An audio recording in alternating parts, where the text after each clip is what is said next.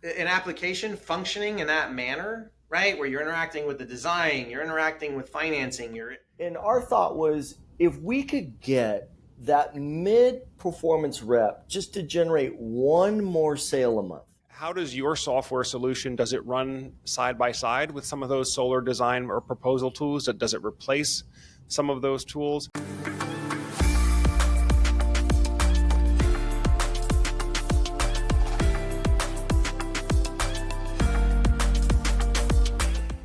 All right, welcome back to the Solar Surge Podcast. Hey, if you're new to the Solar Surge Podcast, on this program, we meet with the top business leaders and thought leaders in the solar and energy storage space.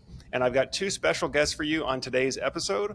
Mike Latch is the CEO and co-founder of Patter AI, and Gregg Murphy is an investor and advisor of Patter AI. And both of them are actually veterans of the senior management team at SunPro Solar before SunPro was sold to ADT. So these are folks that have been in the industry for a while. I've had a chance to work at organizations at scale and really bring technology to bear to help with facilitate scaling a solar organization. So Mike, Gregg, welcome to the Solar Surge Podcast. Thanks for coming on with us. Thanks for having us. Thank you, Joe. Yeah, well, I've been really looking forward to this interview since our initial conversation. As you know, the solar industry has gone through a bit of a shakeup this year, a number of challenges, a number of headwinds that companies have had to overcome, whether we're talking about as an installer, manufacturers, finance companies, you name it. It's been a very, very challenging last 12 to 18 months in the solar industry. For those that are not as familiar with your all's personal story, tell us a little bit about how you got started in the solar industry and then how you got into sort of build this process to scale sales teams. Sure, I'll start off. Well, I started in the solar industry in the mid 90s, as you could tell probably by my gray hair. And I started out installing, designing it all, selling it myself. And so I was a one-man show back in the day. It was basically I was taking a bunch of hippies off of generators back in those days. And what were some of the payment methods? What were some of the forms of payment that you received back then, Greg? I would only receive cash, Michael, but I was offered other things that grew out of the ground that Goats. But I can't feed my family or on those types of things. So, but that's the way the business was back then. And I always thought about hopefully one day, wouldn't it be amazing if solar got to a point where it was available at Home Depots and you went really professional. So that was always my heart, my desire to see it move and to see it grow there. And so in that career, I ended up then moving to Hawaii and the island of Oahu and became in sales with a company there, which is a part of a story I tell is, and I ended up becoming a director of sales and then a partner of that company in a few years. And that's again how I met Mike. And then our careers transition. We became actually the top solar company in the nation on a little island of Oahu that started in 2009 through that 2010, 12 range there. And we had a lot of fun doing that. And then with Mike, that's where I met Mike. We built, he helped really kind of come in and engineer and develop a software around our sales team that caused us just to explode. I had the processes. Mike had the ability to help us really ramp up our sales volume there. And then Mike and I split ways. We went to different parts of our own world there. I continued on the renewable energy industry. I got into building microgrids for remote islands. Did a lot of work in Puerto Rico there with the Red Cross. Did some fun stuff. And then I got a phone call from Mike one day and he said, "Hey, there's this company SunPro who's growing and they really need good processes in place as they want to really scale this business." And so that's how I got back into relationship with Michael. And man, at SunPro, I think when I joined, we were at about 375 million. And in 2 years, we ended up at about $1 billion in run rate in sales. And that was from like 300 sales to 1,000 sales. So we had a massive growth through that process, which was incredible. And again, I attribute a lot of that to processes, and then being able to work with Mike again to really develop good tech that can keep sales teams on track and making sense so that customers got good, reliable, quality products at the end of the day there. Great. And Mike, what about you? Tell us about your solar journey. How did you get in, and then how did you sort of end up where you are now at Patter AI? So I was in Hawaii, where I went to go to grad school because I thought it'd be a fun place to go to grad school. And I got introduced to the owners of that company, great company in Hawaii. It's called Revolution. And the owners were like, "Hey, Mike, nice to meet you, but we don't need an engineer or scientist. I've got degrees in physics and electrical engineering." And they were like, "We don't really need anybody like you." And I'm like, "Okay, well, it's great to meet you guys and learn about your business." I got introduced to one of the owners. And they're like, you could work in sales. Long story short, somehow that got brought up, and I'm like, sales? It was like an insult. I'm like, what is it about me that would make you think that I'd be good at sales? Like, because I associated sales as like a bad word, a bad thing.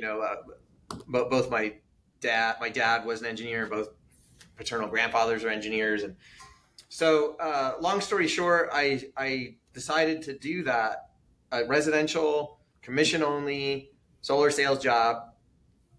And Gregg was like, "Look, Mike, you're a clever guy, but don't talk about how solar panels work and all this kind of stuff. Like, don't start nerding out. I've got a great process and it works. So just follow it." And I'm very coachable, right? If I'm talking to somebody, they know a lot about something and I don't, I be quiet and I listen. And if I think that understanding and being able to execute on the new knowledge that I'm gaining will help achieve my goal or a shared team's goal, I go into like listen, learn, execute mode.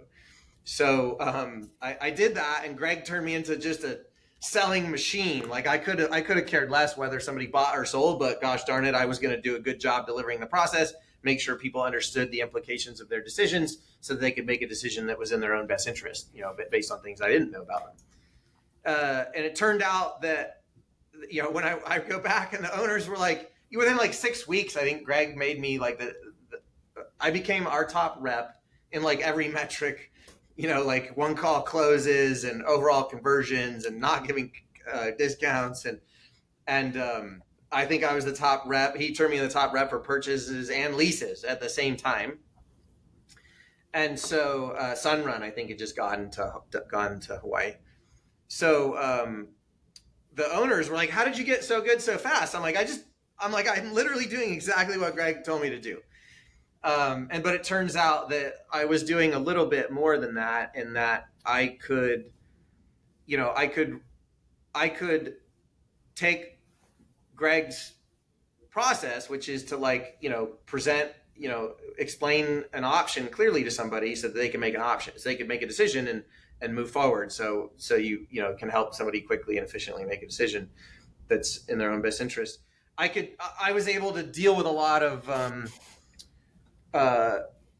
new information in real time, right? So if I'd go there and the whole system needed to be redesigned or restrung from microinverter to string inverter, or move the panels around, I could manipulate all the different tools in real time, explain what I was doing, go into some spreadsheet, explain something, go from a finance release and back and forth. And that is all. That part of what I did was not replicable, right? You can't scale a sales team off of like people that got degrees in, engineering and physics and are extroverts and stuff like that. That's not a scalable set of characteristics for a company. So that's how I first. So I quickly got into creating software to help other teammates. I'm a pretty like team-oriented type human. And so I was trying to help the reps around me as well. And then I was like firing off messages like, "Hey, this tool should integrate with this one in this way." And then the owners asked if I would, build a product that was in line with their goals to really expand at the time they wanted to go all over the mainland, and all that kind of stuff. So that got me into software for salespeople, specifically solar. So before that, I hadn't done anything like that. So then eventually I started my own software company. That turned into doing software development for individual larger organizations. SunPro hired my small software company back in like 2016, I think it was. And so I started working for SunPro, and the engineers that work for me work for SunPro. And then because I'm a team-oriented person, I really like the SunPro team. Like Mark Jones, the CEO of that company, is just a great guy. He really attracted really hardworking, really team-oriented people, and that were pretty competitive. And so I just kind of was functioning like another team member of the leadership team, and then eventually they bought my company, and I joined them to help them either go public or sell to another, a big company, something like that. And then that's what we did. And then, then my obligations were met. And then I thought, well, I am I going to retire now? I went back to Hawaii and was surfing every day, and then had these plans to start another tech company. And then after a break, wanted to do it again to kind of bring that vision. I have this vision of that, I have other people to thank around the kind of platform that really, really helps sales, especially middle performing reps do a lot better, which I've done for years and years and years, thanks to what I learned from Gregg and others. So that's how Pattern AI came about, which is to technology for helping companies that want to scale the way Gregg and I know to, which is really empowering and helping the middle performers. That's great. Well, I know a lot of the folks that are out there watching this are members of or heads of solar sales organizations that want to scale, and I know I've talked to a number of solar sales leaders that struggle to sell for some of the reasons that you mentioned, Mike. It's very difficult to replicate an engineer with a spreadsheet and all of this technical knowledge. Frankly, me personally, I think I fall into that category where I never really thought about being a quote unquote salesman or a sales professional as I was coming through school. I have an engineering background, electrical engineering, then got into software development and software project management. So I can relate to a lot of what you said there, Mike. But then also, Gregg, just understanding that, all that's great, but if you can't scale the business, then the business pretty much caps out at your personal ability. So it sounds like your recipe for success included having the right processes and then being able to leverage technology to support and enforce those processes. So Gregg, if I kind of throw it back over to you, tell us, what was the winning formula that you developed and that you implemented at SunPro to help grow the sales team so effectively there? Yeah, I would say the first part of it is we want to make sure that the high customer satisfaction ratings, and a lot of the wipeouts that we've seen in the solar industry as late has been because there haven't been those high customer satisfaction ratings, and is one factor in there. And so we've really focused on selling with aloha, as it were, treating people with the utmost level of respect. In when we're walking people through choosing to go solar and with energy storage or not. But the process really comes into our focus, and who do we focus on in the sales process? And you have what's called your top performing reps. Those are folks that just super confident, competent, and they just perform day after day after day, right? But that's usually a pretty small number of people within a sales organization. And then you have your mid performers, which are good folks, but they're just not quite performing at that top performer level. But that's the largest number of sales reps that you actually have. And then you have your lower performer reps there that probably just need to go do something else, right? And so what we did is we focused in on that mid-performing level rep. And our thought was, if we could get that mid-performance rep just to generate one more sale a month, it means exponential growth for a company and bottom line performance for a company and customer satisfaction, like lower retention rates and all those things. So that's really where my process is a sales process focused in. And then Mike's tech helped enable that to happen at incredible scales, because we had to train teams up really quickly there on that part. So when I look at I want to like identify again a top performer. Typically, a top performing rep, their processes aren't always replicable. You know, a lot of times as a sales manager, a leader, or a business owner, our job is to kind of, as long as it's a good customer satisfaction rating behind them, I always can make that caveat, right?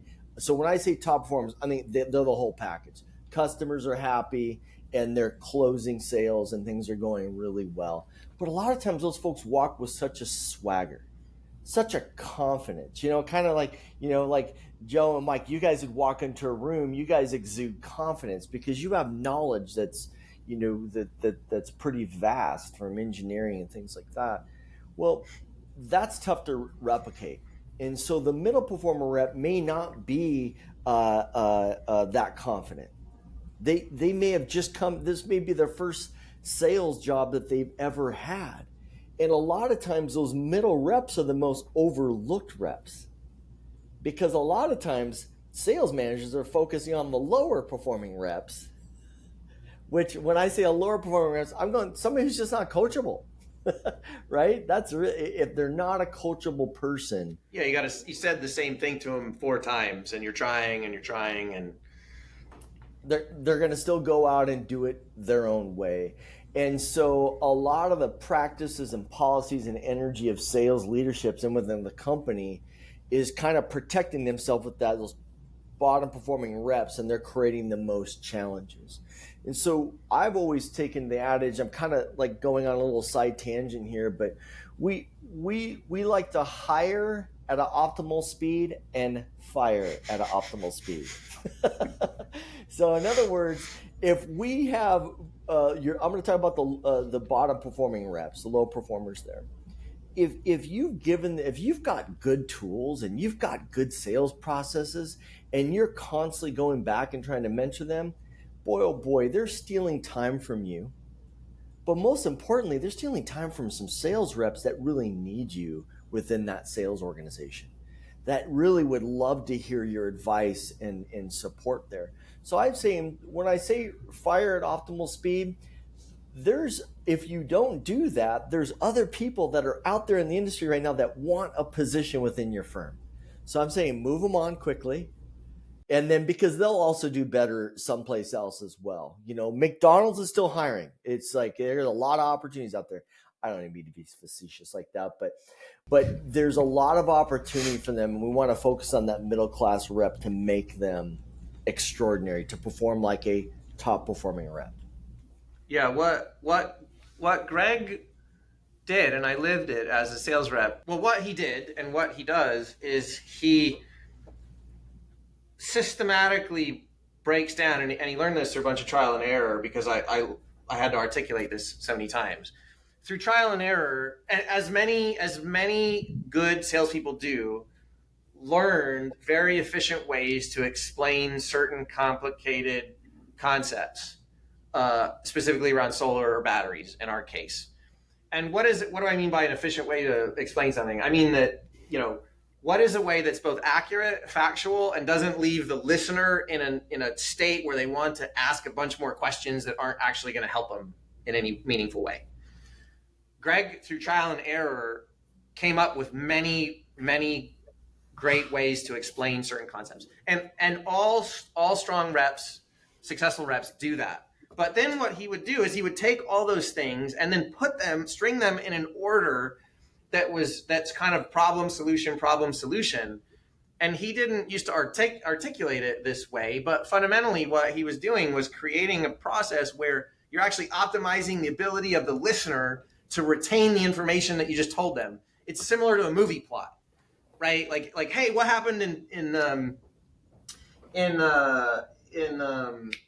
Top Gun, right? Like, I don't know how long ago that movie came out, 20 years ago, but if somebody saw it, it's relatively easy for people to remember what happened.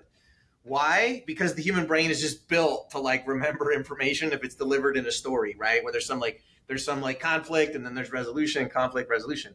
So what Gregg would do is he would chain these concepts that the customer understood together in a way where he would bring up a problem. Hey, you know, one challenge around solar that or or thing that people worry about is, oh man, somebody's going to drill a bunch of holes in my roof, for example.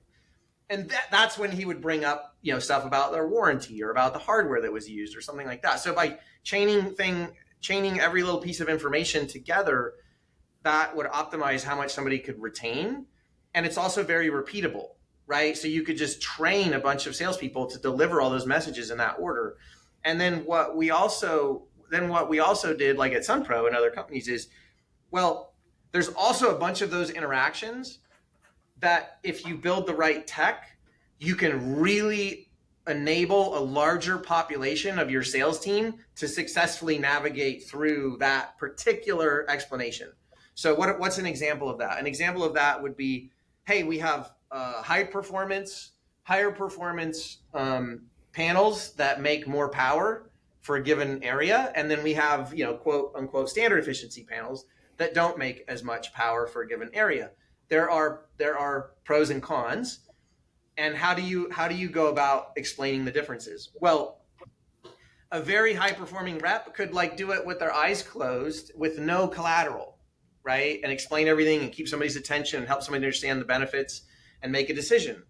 Well, a middle performing rep is going to fail at that a lot more often than a top performer. But if you build tech that when you show the high efficiency, there's a design that gets manipulated when you do it. There's a particular number on the screen that changes that says, okay, that the ROI becomes this rather than that. It's going to produce 1,000 kilowatt hours a month rather than 900. Like a very specific piece of information on a very optimized interaction enables a middle performing rep to get through that part in a more similar fashion than a high performing rep that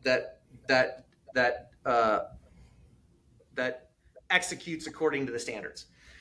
And so from those carefully created and scripts and processes that Gregg and gathered all this information for sales team and gather all this information and put a lot of thought into what was an optimal thing to deliver in that 20 minutes, that somebody will pay attention to you, along with tech that would help more reps get through more parts of it in a higher quality fashion, according to as opposed to, similar to how an expert sales rep that executes to the standards of the company would do. And then so we could take somebody that had no solar experience and teach them the processes and stick with walking through the tool in a specific way, and they could do a pretty good job, as good of a job as most of the time it would take a rep 9 to 12 months to get to that level of performance. And you let the tech create the guardrails and all that kind of stuff. So that was a lot of what we could do at Sunpro was we spent a lot of effort in how to help those middle performers and successfully did it. And so that meant longer retention. Sales reps would stick around longer. It was easier for them to recruit their friends because it was so easy to explain why they were being successful. We just say these things and we use this tool. And I remember once, we kind of fulfilled our obligations to Sunpro in the beginnings of ADT Solar and could leave on good terms. The next CRO, an awesome guy named Brian Lynch, he went and talked to customers, and they were we met with a bunch of solar companies, but Sunpro came, and it was the first time somebody clearly explained to me, how solar worked, right? And it was just an average rep that could get through that in brand new anyway. So that was a lot of what we did. And the cool thing about it is it's so replicable. It's so straightforward to do. I shouldn't say it was mysterious to me, but I always felt it was unfortunate. All the organizations, strategic sales organizations that I would run into that were selling products that would do it in an unnecessarily complicated and obfuscated way. And it was only because they hadn't been exposed to what I was exposed to, which was Gregg's process and my expectation of how much tech should really help the individual contributor, a sales rep in this instance. And then that's how we ended up deciding to write the book, which was look, we explained this stuff to so many people so many times. We thought we could be helpful. Here's a whole book on how to, create the scripts. chain them together, how to train people, how to do ride-alongs, all this good stuff. And then if you're big enough, here's the tech to build, and here's how to build it to facilitate that stuff. Because it really is straightforward. I'm not saying it's easy, but it's very straightforward. We did it year over year at Sunpro and at Revolution before that. It's Joe. Mike spoke of something that's really interesting there. When you talk about a script, most people cringe in sales when they hear a script. They're going, "Oh my gosh, I'm going to pigeonhole into saying this one thing," right? But back to his analogy of Top Gun, Tom Cruise, that whole thing was scripted. But he delivered it and he practiced it in such a way that you remember emotionally what happened in that storyline. It was very impactful. Just like any good actor, they learn, they practice their process, so it doesn't come across weird, as opposed to like regurgitating some historical facts about some war that happened some years back. Right? That's just data. But that's where a good solid script really is a journey that emotionally brings a customer through a process to help them make a decision, whether it's a good idea to go solar or not. And we just hold to the fact that not everybody it's a good fit. And at the end of that conversation, if you're able to sit there and look at them and go, "Yeah, I don't think it's a great fit, but I'll bet you have friends and family that it might be a good fit for." And it's just like your referral business just goes through the roof. People want to do business with you. When you see them at the store, they want to give you a hug. And that's where good process, good scripting keeps the sales team on point. It's been one of the black holes in sales is that and I'm speaking more to the sales manager now, is that you've got people out in homes saying things that you don't really want them to say, and there's really no way to kind of control that, right? And you don't know until usually maybe if there's a problem down the road with compliance or things like that, or the customer thought they were getting something that they weren't. And that's where Mike and I really created processes to help keep sales reps on track so that you can have the best possible outcome for the customer and the company.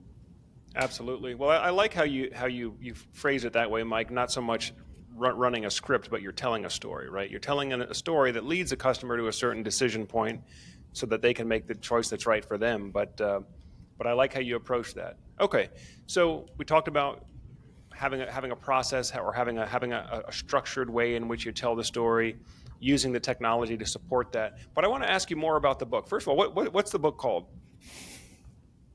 Sales Sucks.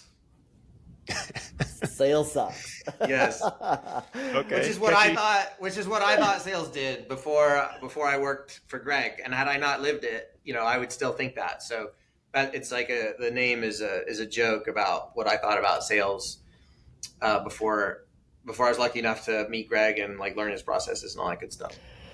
So what made you guys want to take your experience and knowledge and kind of go out here like we're on this podcast now, share it with the world? I understand you have the book, Mike. I understand you now have some of the software, some of the tech available to other organizations. What caused you to make that jump? One of the unofficial, probably annoying tasks I had that probably a lot of my colleagues just put up with and didn't want me to do was I would at Sunpro I would go around kind of articulating a bunch of general concepts about what was going on into like succinct, articulate, accurate phrases with the hopes that it would be more actionable, since we got to the point where there's around 5,000 people that were at the company that were trying to get them to behave in concert and row in the same direction and all that kind of good stuff.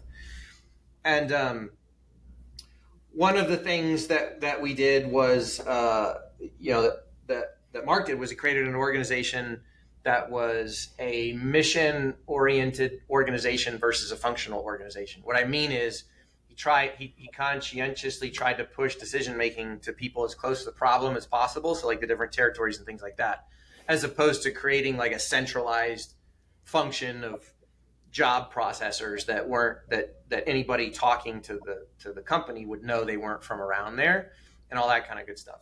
And so I would go around explaining the advantages of being mission oriented versus functional, and that allowed us to adapt quicker. And while it was less predictable, it actually was the optimal pattern for growth because it optimizes adaptability, which is what you want to do when you grow.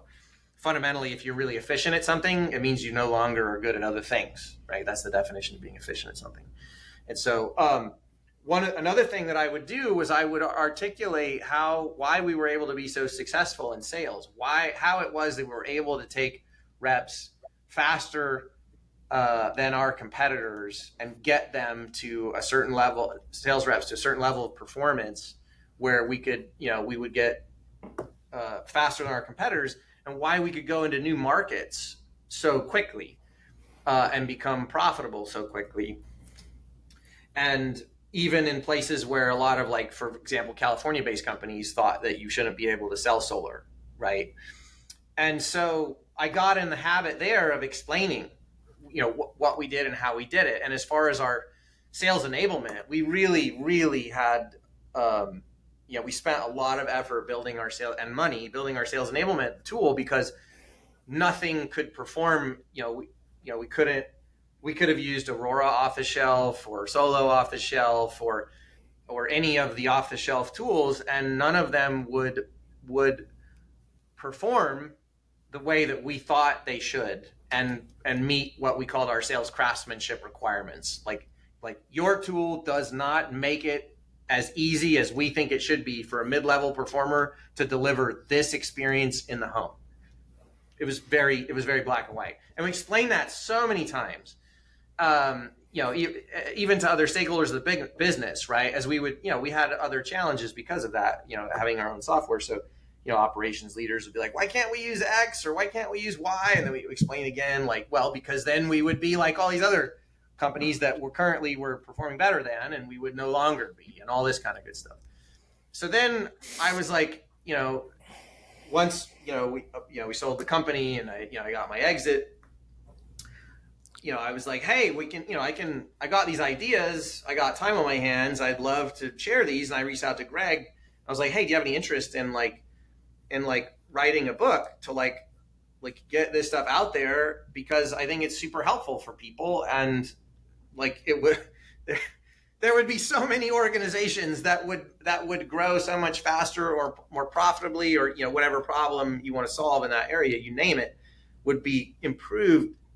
I mean, significantly, if they would just do this kind of stuff that we're doing. Like, why are you forcing reps to use 4 different tools and go onto a piece of paper and this and that, and why don't you expect every one of them to deliver a very excellent? Anyway, so that was where the impetus came from to do it. Gregg was like, yeah, I would. So then we kind of divvied the book up into the 2 parts, which is how really just nuts and bolts on how to create these sales scripts that are engaging, that are replicable, that a non-superstar charismatic person can actually go and deliver. And you don't have to do all this weird vague stuff to build rapport. You just literally go through this script. It really works, has a lot of thought behind it and all this kind of stuff. And then the whole other half of the book is how to build tech. Like I said, once you get to a certain size, this fixed costs to set up and build tech to really unleash growth become, very ROI positive, very accretive. Was my old boss used to that I'd start using that word. And so that was where the impetus came from for the book, to get out there. So I don't know if we're gonna, give it away. I've never written a book before, so if our book project manager is she recommends giving a bunch of them away or selling them or selling for we're not trying to really make money off the book. We just thought it would be helpful for a lot of people, and there's some optimal way to get it out there, and I hope that it's helpful for a bunch of people. That's great.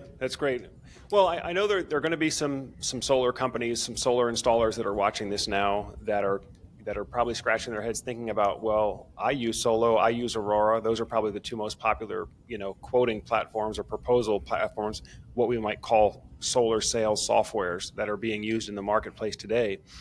Tell us a little bit about how does your software solution, does it run side by side with some of those solar design or proposal tools? Does it replace some of those tools? And if there's a solar installer wondering, hey, at what point is it appropriate for me to consider implementing some of my own custom software as opposed to using these off-the-shelf tools? What would you say to that person? So Pattern AI is a platform that is a strategic sales enablement platform that is industry agnostic, that is meant to be rapidly configured and reconfigured for a large strategic sales team. So if at your company you're not doing the process I'm about to describe, you are missing out on a lot of sales that your middle performers would be making. And that process is what are the current objections that are out there in the marketplace, sales team? Okay, what are great ways to do it? Hey, 100 sales reps, can every single one of you execute that script perfectly on how to handle that new objection? No? Okay, I'm sales leader. I'm going to come up with that script. What are we going to change in the application to make it like dead simple for every single sales rep to make that new point every single time they come up with that objection? And then how are we going to ensure tomorrow that all that new behavior that we wanted to have happened? That is a very simple process that I just described. And in reality, what happens is a bunch of chaotic things, and leaders in strategic sales teams don't think that having that occur is within a reasonable level of effort. And I absolutely disagree with that. It is very straightforward to do that. And so that cycle, week in, week out, month in, month out, year in, year out, of constantly going through that and changing it and tweaking it based on what's going on, is what allows you to continue to win and succeed and leverage opportunities, stuff like that. And none of the current platforms are really built to do that. So you get whatever performance, an existing tool offers out of the shelf, and then anything that you want to do differently, you have to continually compensate for it. So I'd like to hit on it from a standpoint of everything Mike just said about overcoming objections is a big part. And that's really kind of with what we've been working on and developed. But I also do want to talk to the folks out there, Joe, that don't have those tools right now. They're utilizing Solo and some other off-the-shelf products out there right now. That's where we really look at it as sales processes. You can create processes around those tools to help keep people on point and on track. And what Mike's saying, so in other words, if you're a smaller company, I get it, right? The budget's not there, those types of things, and you just want to get to a profitable point. I'm 100% confident, because I've done it many times, with off-the-shelf tools, we can get a company to a certain level. But then when you really want to scale and you start to get to, let's say, a sales team above 25 reps or something like that, and you need to hire more, that's where the software enablement tool really makes a significant difference. We would have situations where an HJ would change something overnight in one area, and it created some big challenges to how do you get all that information across to the specific reps and the managers that they get it.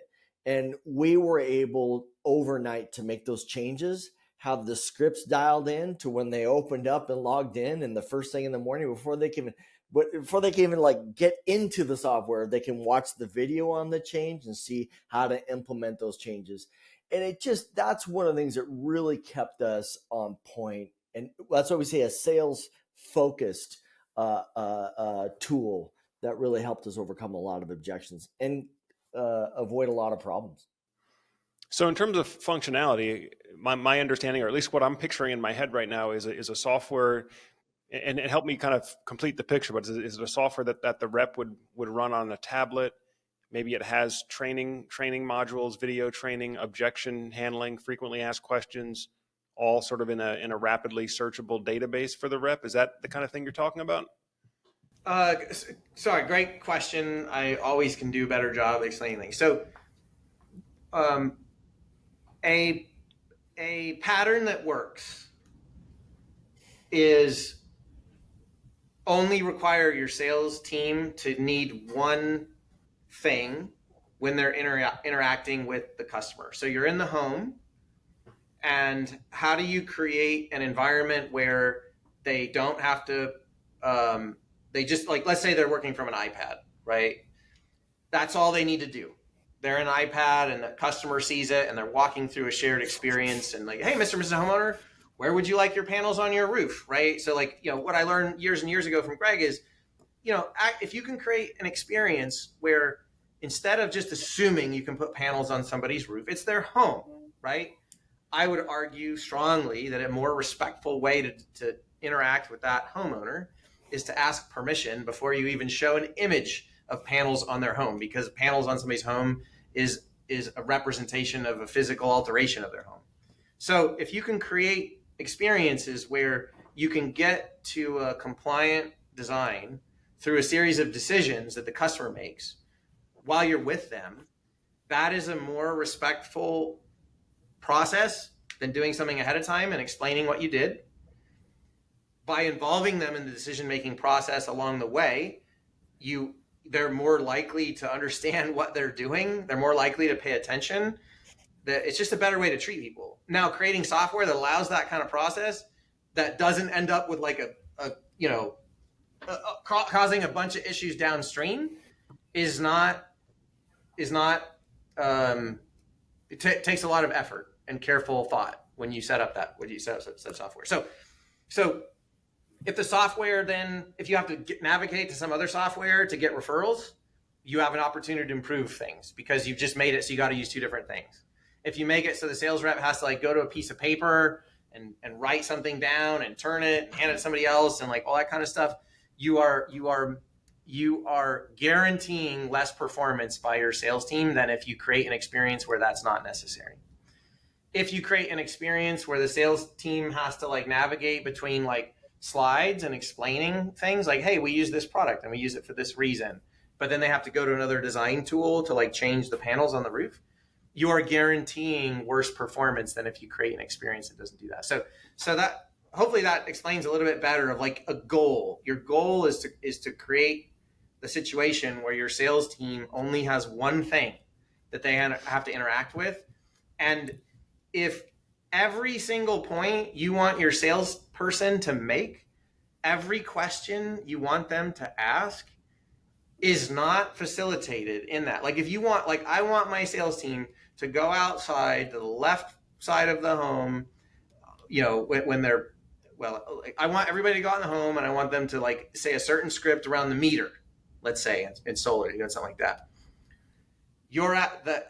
Your goal would be designing your sales enablement application so that you're using that when you're going out there and you're explaining to the customer what you're doing. Hey, I'm going to take a picture of your meter, and the reason that I'm doing that is for this, and let me tell you about the way net metering works, and blah blah blah. And so up there, with the sun power is going to land on your home, and I want to take a picture of that, and that's why. And does that make sense? Why I'm getting that picture, Mr. Mrs.? That does make sense. Okay, awesome. Well, like that's kind of the idea of the goal. That should be like a goal in your mind if you're a sales leader or technology leader at like a larger organization. If you're not creating experiences like that for your sales team, you are guaranteeing a less performant system and team than if you do have those things. Does that makes a lot of sense?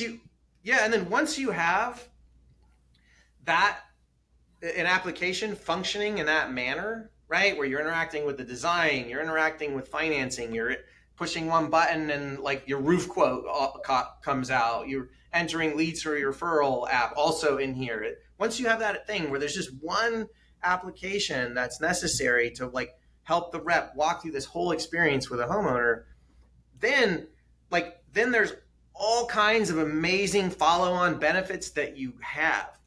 You can now go to your operational leaders and say like, hey, what are our biggest problems? What are the biggest things leading to delays in this territory? What are our biggest problems around, hey, compliance team, what are some of the biggest costs around remunerations, around like issues we have with customers, right? You gather that all that information, say, okay, what could the reps have done or said differently so that problem won't happen again? And now you have everybody using this application. You can go in and the leaders can think about these things and say like, okay, like let's make the third slide this thing. And let's make sure that we're now, and we're getting, and it's being captured. and now I have all these analytics to see, like, of the 2,000 appointments run yesterday, 97% of the time they were on this slide for 40 seconds. That's a great indicator that they're delivering that. There's just so much benefit, right? And there's so many times that we would just go over and over and over explaining all the benefits of like this situation and the power and the capabilities that, we were like, look, only the people that we interact with and our own and the own business Sunpro was like yielding the rewards. So like let's again, that was the impetus of writing the book. Like, there's a bunch of stuff, there's nuance to it. Here you go. Like, hopefully this is helpful. And then Patter AI was a company that we started to, like, because there isn't a product like that on the market. So we had to build one before. So we're trying to, like, provide a service to the market by creating a product so that other companies don't have to build stuff from scratch like we had to do at Sunpro. That's great. Folks, I know we're have a little bit of time left here. Where can folks go to get more information about what you have available through Patter AI now? What's the best way to learn more or to follow you? So just the website for Patter, which is www.salespatter.io. And the book is also at salespatter.io/salessucks. But I think pretty soon we'll have a URL that says salessucksbook.com, but I don't think we have that yet. Our marketing department just brought that up this morning. Sounds good. And is it being sold on Amazon as well, or they just go direct to your website? Yes, it's going to be on Amazon. I think the book is slated to come out in August. But Gregg and I love talking about, like, sales teams and process and scripts and stuff like that. So anybody should feel free to reach out. We love talking about this stuff. We're pretty team oriented people. Yeah, no, I can tell you guys really believe in what you're doing. Obviously, the proof is in the pudding in terms of the results and what you've been able to build and achieve. Now, I do have to ask, but while we still have a little bit of time left here, want to get your take on a couple of things. Number one, as most of the audience probably knows, Sunpro, after this run of growth that you had, Sunpro was acquired by ADT. Although ADT chose to exit the business, I think in about a year and a half after the acquisition. Want to get your take on why you think that happened. And then also, of course, Titan Solar Power went, well, I don't know if there's been an official bankruptcy filing, but they went out of business in the last month or so. Want to get your take on why do you think Titan ran into trouble? And really where all these questions are coming from is because we're trying to get good information out there for solar business owners of what is it that you need to be doing now, and what is it that the successful companies are doing to stay in business and stay competitive that some of the other companies that are struggling have not. So, Gregg, I'll throw it to you first, and then Mike would like to get your take on that question. Sure. The transition from Sunpro to ADT again. Mike and I both kind of made those handoffs pretty quick. Right when the new leadership of ADT came in to take it over there. And,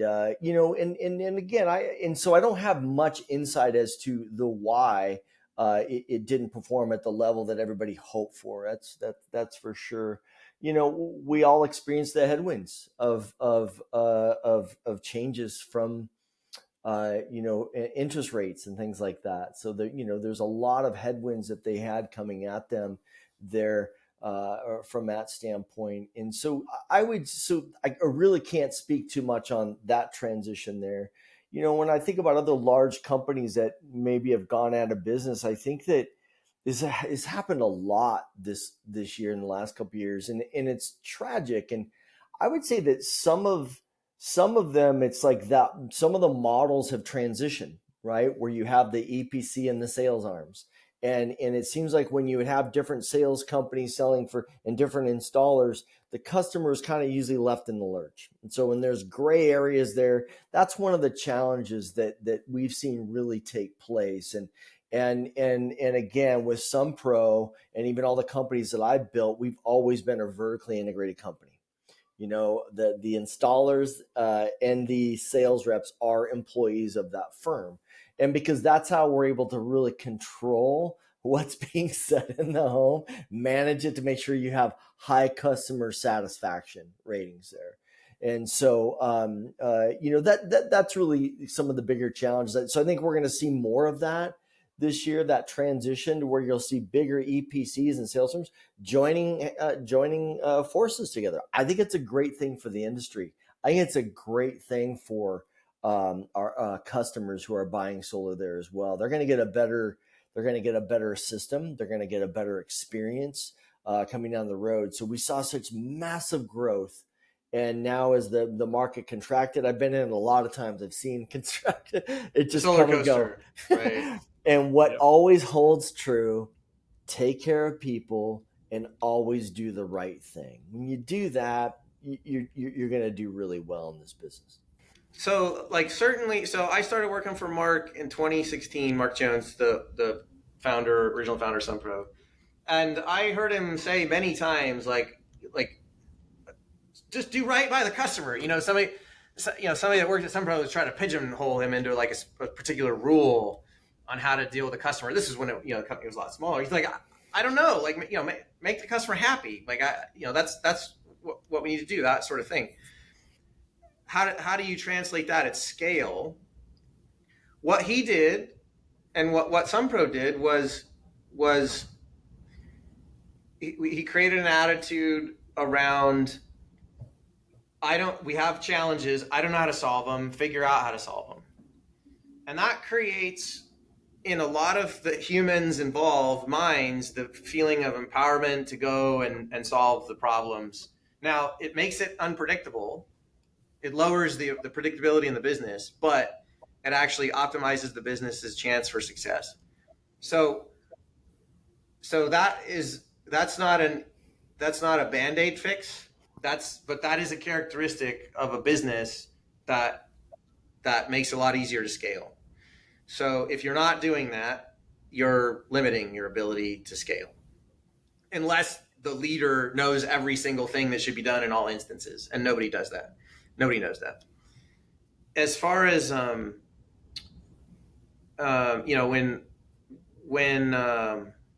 ADT bought Sunpro, all of the leadership were like super excited because ADT had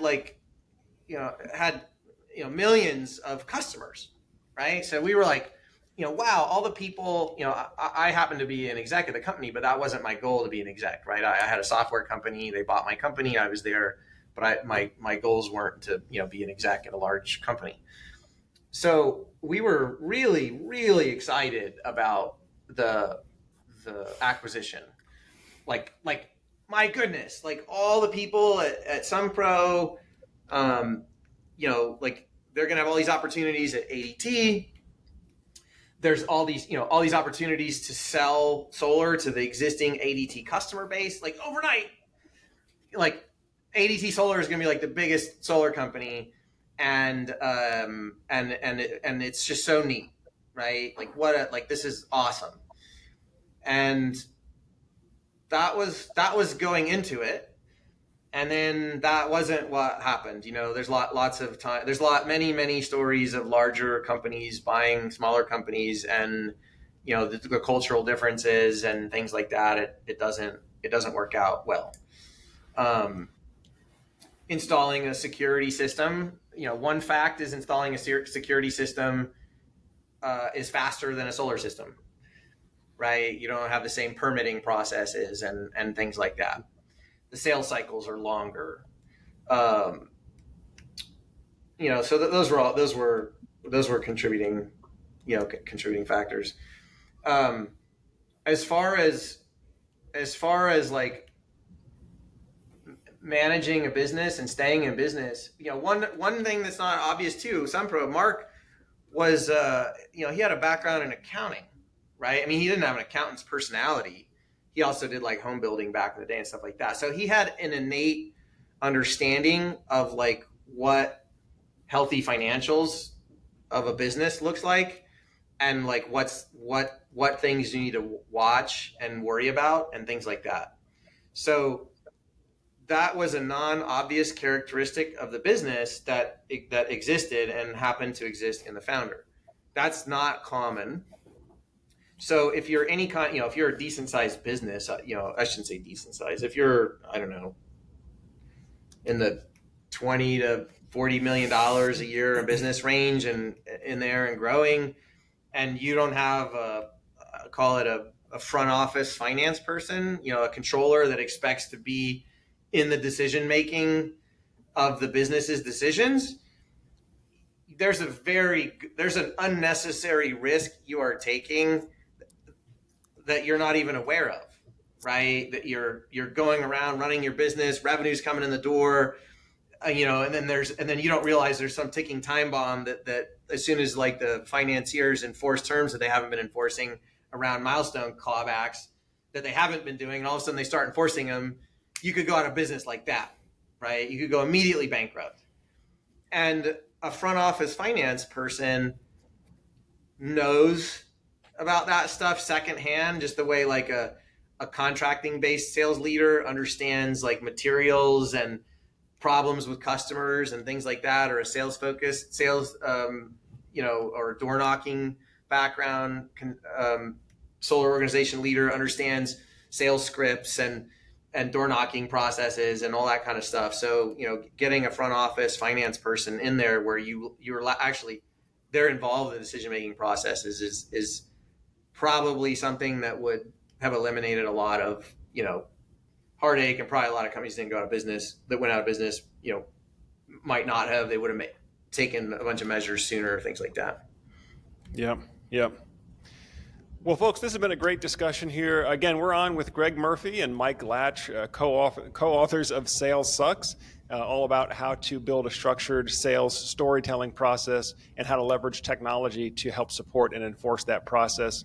So again, it's going to be salessucksbook.com. Is that correct, Mike?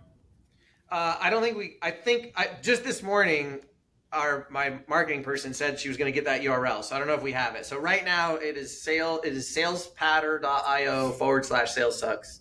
But by the time somebody sees this, hopefully we just have salessucksbook.com. Excellent. Well, gentlemen, I thank you for taking time to sit down and chat and share with the Solar Surge audience. Folks, that pretty much does it for today's episode. I thank you for spending some more time on the podcast. And as always, I'm Joe Ordia here, encouraging you to get prepared and be empowered. Thanks for watching, and we'll see you on the next episode.